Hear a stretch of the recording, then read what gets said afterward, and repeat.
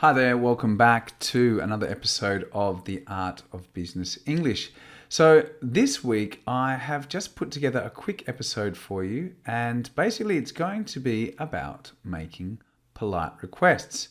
So obviously, as some of you may or may not know, that we're quite polite in English. We speak in very indirect ways when possible because we want to sound polite.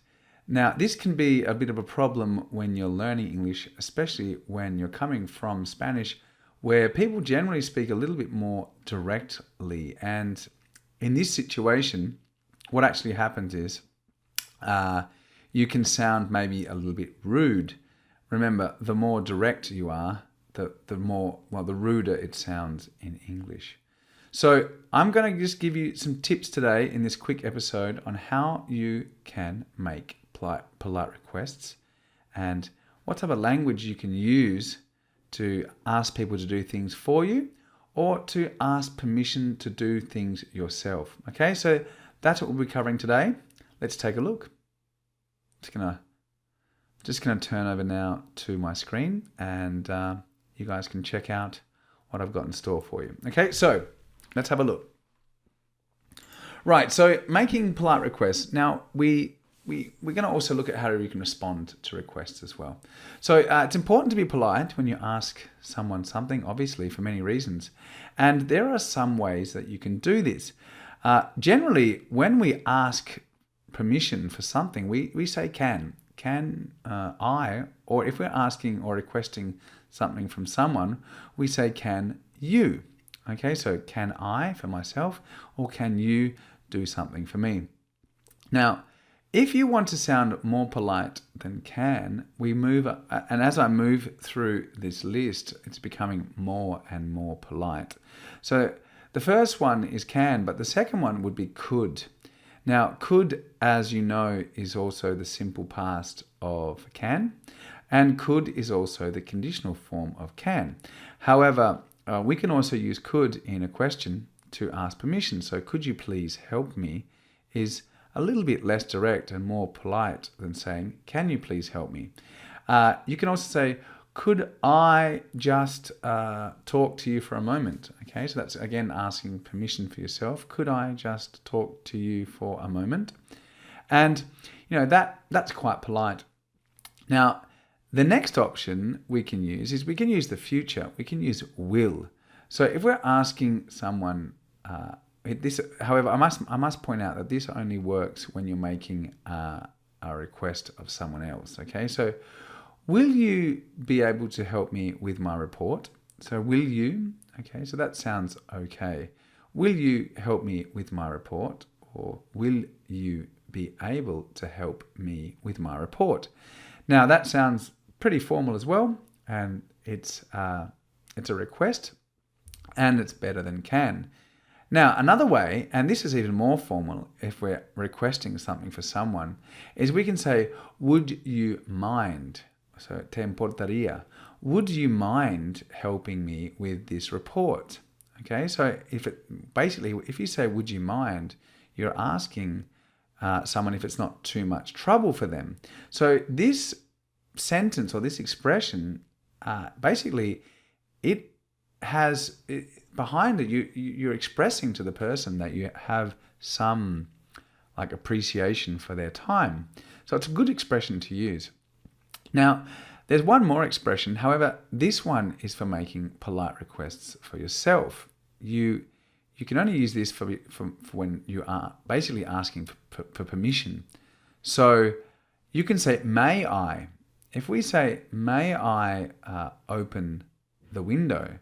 Or may I use your phone? Or may I use the toilet? These expressions this expression is very polite, okay? It's probably the most formal and most polite out of can, could, okay? So it's can is the most direct, could is a little bit less direct, and may is the most indirect and formal. So those are three that you can use when you're asking for permission. And when you're asking for help, you can say, can you, could you, will you, and would you mind. So we've got two categories there, okay? Requests and permission. All right, so when I'm going to give you some examples now. So I'm just going to look over here and give you some idea of how you can make requests. So can you open the door for me, please, is a request. Will you open the door for me, please? Or could you possibly open the door for me, please? You'll notice that we're using please always, and possibly is where we're making it less direct. So could you possibly, all right? And would you mind opening the door for me? You see that when we introduce would you mind, you'll notice that the structure changes. And that's also something that's very important to consider. Now, would you mind is followed by a verb in gerund. So this is different from could you or will you or can you. Would you, could you, will you, can you or could you is followed by a bare infinitive. So a verb without to. So can you open, will you open, and could you open. Whereas as soon as we put would you mind, so when we change to this structure, would you mind, we need to put opening. Would you mind opening the door for me? Because this structure is followed by the gerund form. Okay, let's look at some more examples of making requests. So, can you show me your photo album, please? Will you lend me your book, please? Could you possibly show me the way to the post office, please? Would you help me with this exercise, please? And would you mind lending me your pen, please? Okay, so that is how we can make some polite requests, okay? Now I'm going to show you how we can respond to some of these polite requests. Now, we can say, sure, here you go, or here you are, if we want going to give something to someone. So, sure, here you are, or here you go. Next one is, okay, it's fine, okay, it's very informal. Or, no, I'm sorry, I need it. Okay, no, I'm sorry, I need it. So by saying sorry, we're actually saying me temo. So it's like I'm afraid. Me temo is I'm afraid or I'm sorry in this context. And I'm afraid I can't. So again, I'm sorry or I'm afraid have nothing to do with fear, because normally we think of afraid as tener miedo. However, when we use I'm afraid with the same meaning as I'm sorry, we're actually meaning me temo. Okay, so those are some ways that we can respond to people. We could also say, my pleasure, or of course, right away. Of course is very common as well. Of course, yeah, take it. Okay, so let's just also look at the last part here of this quick episode, which is some things to remember about making a request, okay?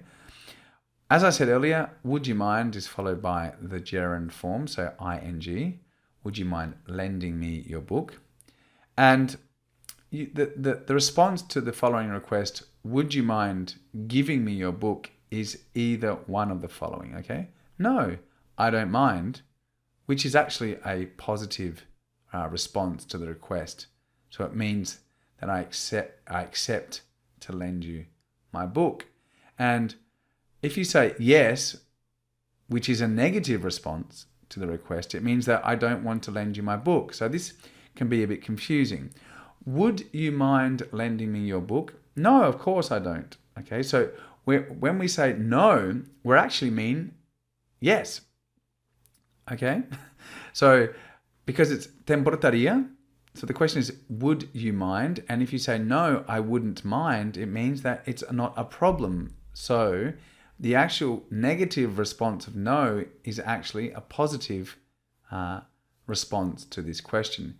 If I said to you, would you mind lending me your book? And you said, yes, actually I would, because I'm about to leave because I have to go to work. Then, te importaría? Pues sí. Okay, so when you actually use yes, you're actually stating that you don't agree, or that it is a problem for you. So you need to be careful with would you mind, because maybe there is some confusion. You think you're saying, yes, take the book, when in fact you're saying, yes, I do mind. So don't get confused between the correct response after the expression, would you mind? Okay, but once you understand the translation, te importaría, then it's quite simple to understand. Okay, and then could is more polite than can when asking for permission, and may is more polite than could when you're asking for permission. And remember, we can only use may when we're asking permission for ourselves. What I mean by that is, you can't say, may you open the window for me? No, you would say, could you open the window for me? So we can use can and could to make requests, but we can only use may to ask for permission. So we can use, well, let me clarify. We can use can and could for making requests, and we can use can, could, and may for asking for permission, but may cannot be included with the category of making requests. Okay, so that is basically a quick overview of some expressions or some words or some vocabulary that you can use to make requests politely, which is very important to sound less direct and therefore more polite, and some quite informal ways that you can quickly respond to a request. And as I mentioned in the last part of the episode, you've got those things to consider when you're using the expression, would you mind? So you need to have a gerund, and when you say yes, you mind, it's actually a negative. And when you say no, I don't mind, it's actually a positive response to the request. Okay, so as I said, a quick episode for you here today. However, nonetheless valuable. Now, we're working on some really interesting courses. I've been working on both an intermediate and advanced level email writing course, which I'm going to be launching in the not too distant future. And we've also been working on putting together the pronunciation for the 500 collocations, business collocations for everyday use. And as I mentioned, if you have already purchased that book, then we'll be getting in touch and sending you the pronunciation as a bonus for free, of course. And if you haven't already purchased the book, then take a look. It's been professionally designed, and each collocation is divided into its different sections. So it's a noun or adjective or whatever combination. And there are example sentences for each of the collocations that are listed there. So 500 example sentences to put things into perspective for you. So if you haven't grabbed a copy already of the 500 business collocations for everyday use, then I encourage you to do so. And apart from that, that is all from me. I hope you're having a great start to your February of this wonderful year 2019, and everything's going well for you. And if you do have any questions or you do have any requests, as always, send them through. I love getting your feedback and comments, and I'm here to help to clarify any topic that you may have some problems with. So until next time, have a great week, and I'll see you all next week on The Art of Business English. Bye for now.